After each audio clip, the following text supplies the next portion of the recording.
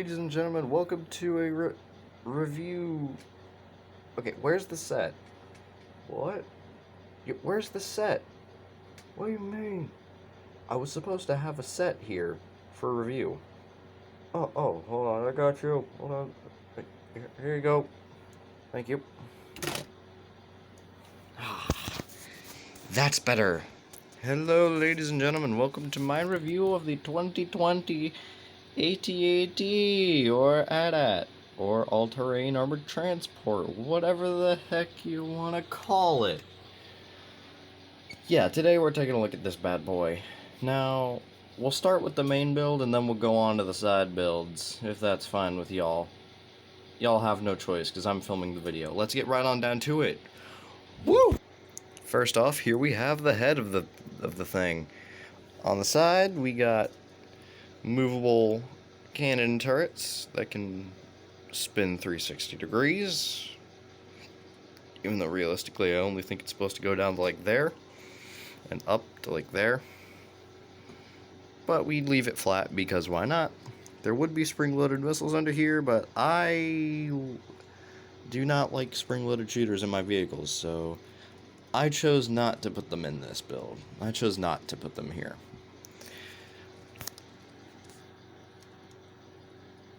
On the top of the thing, you can move this hatch and see all the wonderful characters inside. Do not worry, we will get into that very soon. And then, yeah, that's pretty much it for the head, except for the posability, which you can turn it side to side. And you can even, like,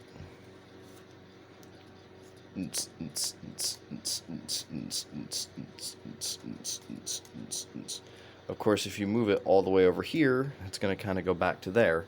This is so if you accidentally knock the head of the AT-AT, showing this on camera would be better of me.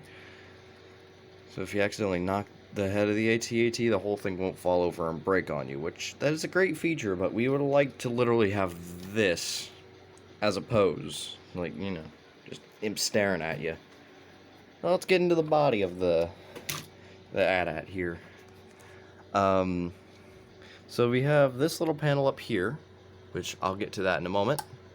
We have all the little side panels and stuff. This thing can open up really nicely. Like on the back here, we got a whole heck of a lot of panels and stuff. Of course, the big one is right in the middle here. If you remove that, you can see that this thing is pretty hollow. Like, really hollow.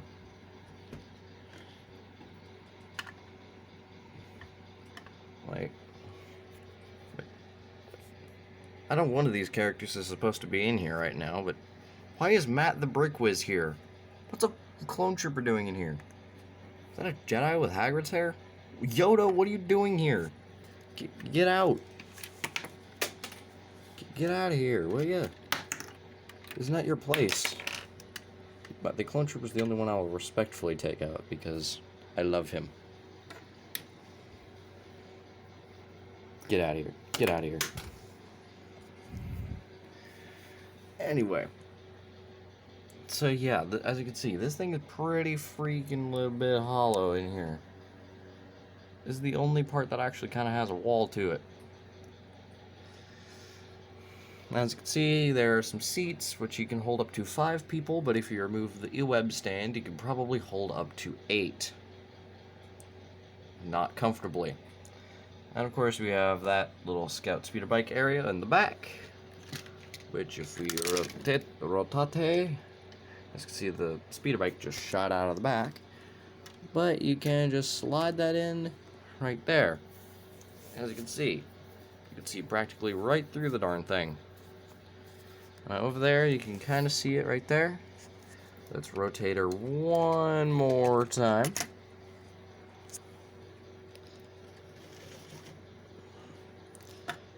Next to the E-Web turret right there, you can see there's a little rack for your blasters, for your snow troopers, which I think is a really nice detail.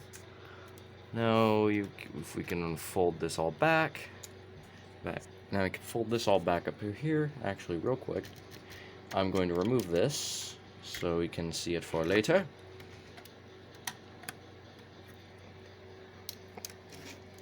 Up here, this panel right here, we can close these up now, since that's going to be good now. Up this panel, you see that little gear? We'll come back to that in a moment when we take a look at the legs. It's right, the AT-AT got some nice legs to it. Got some beautiful legs. Absolutely beautiful legs, all of which are posable in both directions. As you can, let me move my thing up here to this camera angle, because this would be better of me as a YouTuber if I had a higher camera angle. Okay, cool, you can kind of see this better. So, as you can see, there's the knee joint. You can, obviously holding the AT-AT, you can kick it forward practically to about 90,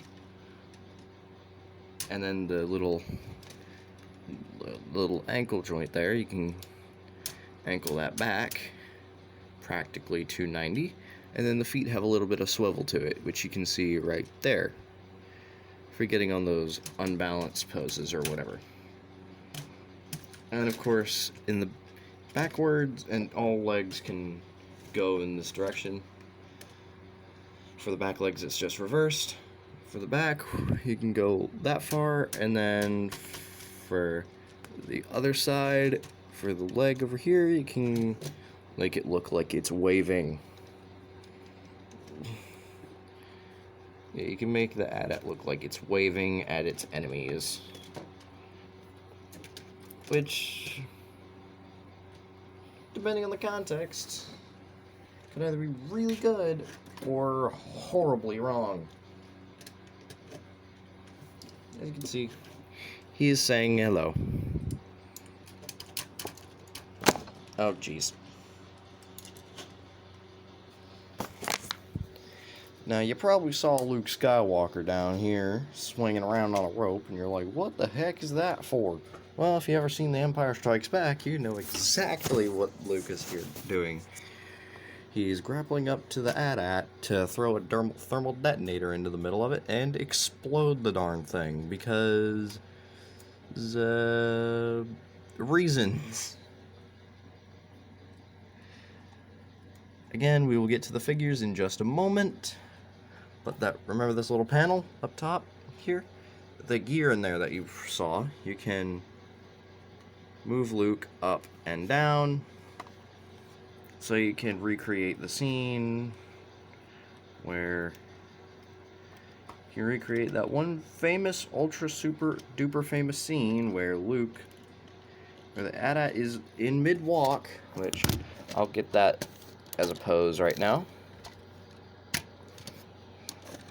The walking is the literal best pose for the AT-AT, because that's the only thing it does practically.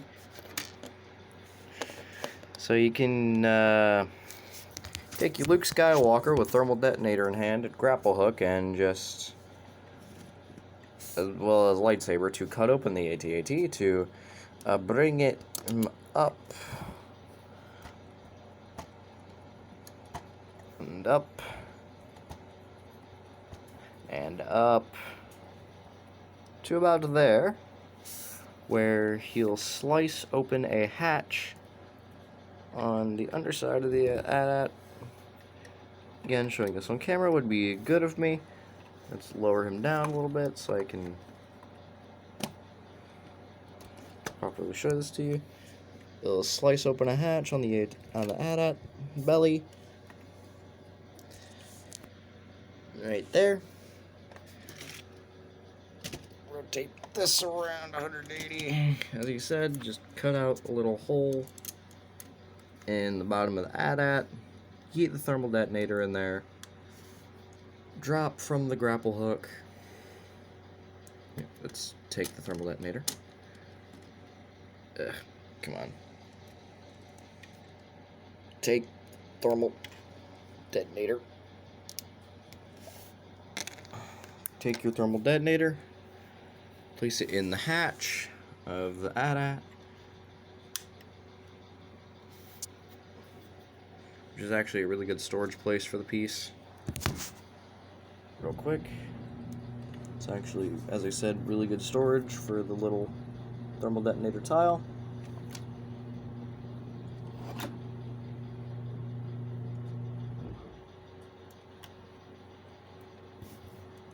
You should get 2 of those in the set, which is great, by the way.